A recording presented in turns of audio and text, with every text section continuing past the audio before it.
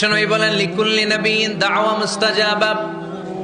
এই দুনিয়াতে সব নবীদের একটা করে মুস্তাজাবুদ দাওয়া আছে। আল্লাহ বলেছে, ও নবী, একটা করে স্পেশাল দোয়া করার সুযোগ পাবা, দোয়াটা করা মাত্রই কবুল করে নেব।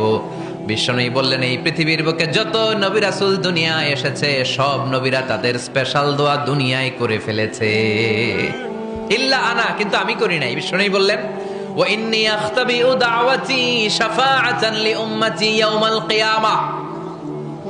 আমি আমার স্পেশাল দোয়াটা করি নাই, আমার স্পেশাল দোয়াটা আমি আমার গুনাহগার উম্মতকে বাঁচানোর জন্য কিয়ামত পর্যন্ত রেখে দিয়েছি। আমরা যেদিন বিপদে পড়ে যাব, যেদিন আমার আব্বা আমারে চিনবে না, আমি আমার আব্বারে চিনব না, নেতা তার কর্মীরে চিনবে না, কর্মী নেতারে চিনবে না, ঠিক কি না?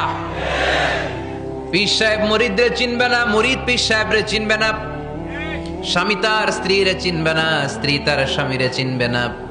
নবী থেকে শুরু করে, অলি থেকে শুরু করে, শহীদ থেকে শুরু করে সবার মুখে একটাই জিকির, ইয়া নাফসি ইয়া নাফসি ইয়া নাফসি।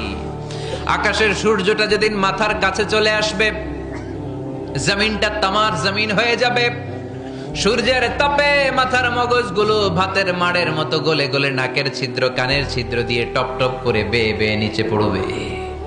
ওই কঠিন দিনে কেউ কাউরে চিনবে না। বিষ্ণু বললেন, ওই দোয়াটা আমি দুনিয়ায় করি নাই, আমি বদরের যুদ্ধে মার খেয়েছি, উহুদের যুদ্ধে দাঁত ভেঙেছি, আমি না খেয়ে পেটে পাথর বেঁধেছি।